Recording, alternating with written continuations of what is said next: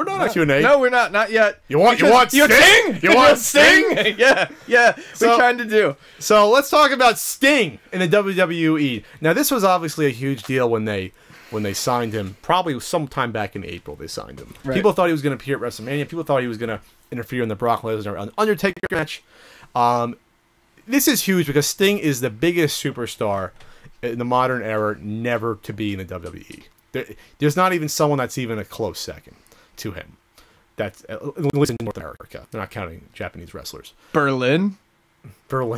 He was a little Alex Wright as the Wonder Kid, or when he went to evil Nazi Berlin later on. He just played out like goth Kraftwerk. That's what he was. That's how it was. Yeah, it was like leather, and he had the foil around his nails. But the Wall was a pretty cool sort of thug guy. He was actually talented. Remember the Wall, the big guy with him? The Wall was not talented. He had some talent. The Wall had no talent. All right, for those 4 people that remember the Wall, remember WCW in the year 2000, they're going to enjoy this conversation. But anyway, the whole point is that Sting tweeted his first tweet in probably a few months last week, and it was for what was it, 7/14/14, which was Monday for Monday Night Raw. And then he tweeted, the face mask, of his face paint.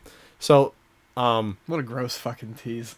So basically, the tease was a 45-second, very extremely well done commercial on Raw that showed Sting, and it was awesome. It had a small little orchestra, probably 20 people, violins, drums, and Sting comes from the rafters. He walks through with the bat, and then everyone playing the instruments turn around, and they all have the Sting face paint on, and then you see Sting standing there. He does a little grimace. Then it says, Sting coming. Two generations of Sting. Yeah. Surfer Sting and Crow Sting. DLC pre-order for WWE 2K15, which won't be on the Wii U, so fuck them. But so it was a huge cock tease because they at least on TV, Michael Cole said this is for the video game. In the arena though, they didn't hear that. Right. So if you watched it on Raw, they mic'd the crowd noise. For it, and I think they raised it as the more got, because obviously if you're any fan at all, as soon as you hear the song from the violin, the first 4 notes, you'd know what it was and go absolutely ape shit. But they went ape shit when they showed the people turn around with all the Sting face, and then when they actually see Sting's face on the WWE television, the crowd went fucking ape shit for that 3 seconds until it said WWE 2K15, and then they started booing and they quickly cut the commercial because it was like, holy shit, here's Sting. Oh, he's just in a video game. And it was just like, oh my god. Yeah, I don't feel like that was good. It wasn't smart because if that was horrible. If that was a promo just for Sting, it was perfectly done. It's hard to think of a better short, promo. Sweet, and to the point. Yes. Yep. What a guy. I mean, it was great.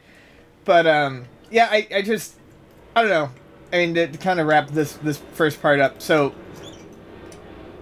it would have been a great promo. When do you think they're going to bring him in? I mean, what do you think? Well, my idea for ultimate end goal here is, because he's 55 and I'm sure he's got a better match. He's 54, turning 55. I think. Yeah, I feel like that's been the case for 2 years. Obviously, I think it's going to be Taker. It's at WrestleMania. You think they'll bring him in around October? No, I think this is what they're going to do. They're trying to space it out. Then again, with the crowd reaction, I'm not sure. They were in Virginia, which is sort of WCW country a little bit. Hell, they've had Flair on for a drunk segment. They're gauging the reaction. I mean, they've been sort of, ever since even last fall, having him appear even on little things about, like, they have like the top United States and top champions, when they were combining the titles, they would show, like, Flair, Harley Race, and then they show Sting on Raw, even for a little vignette, just to say, ooh, people might be like, who's Sting? Then they started putting articles on the website little by little talking about Sting a little bit, all part of the plan, probably to get hey Sting, we were looking out for you here. Then they probably said, here, Sting will do a DVD, we'll put you in the Hall of Fame, because he was almost signed, supposedly. I think he even said he was almost signed like 4 years ago. He just didn't think they would respect his character. Yes. Maybe at the time, without Triple H and the power that he is now, maybe it wouldn't have been. Because Triple H did wonders to get Bruno Sammartino back into the fold. I mean, people thought that would never, ever happen.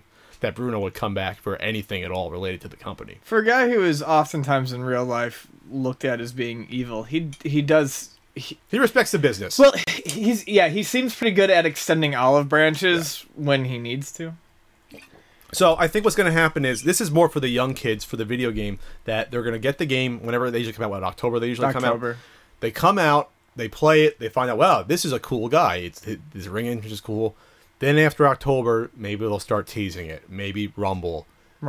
Definitely by February when they build up, you know, or March to April when they build up to WrestleMania. He'll be there. Yeah. What capacity will he wrestle? He can still wrestle a decent match. He was wrestling decent matches in TNA still. They're kind of hollow, but I mean, he can go through the motions better than, say, Taker. Yeah. Obviously, if he has someone to carry him to a good match, it'll be better. Him versus Taker, will that be a pretty match? I don't know. That's more up to Taker to get.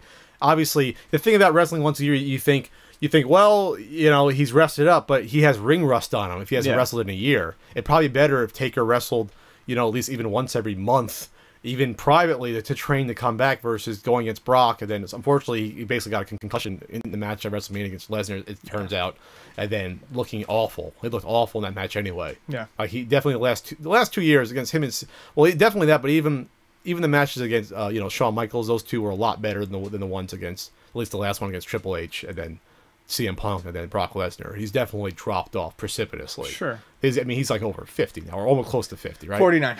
So yeah, he's dropped off. He's got to use a performance-enhancing, you know, human growth hormone to stay up there, like Barry Bonds, hitting homers. He's like 42, hitting 80 homers. But I'm excited for Sting. I got chills. It's funny because I watched it online first, and then when I watched it with the live reaction, I even got more chills because I'm like, wow, just seeing, you know what I mean? Imagine if that happened in like 98, 99. Yeah.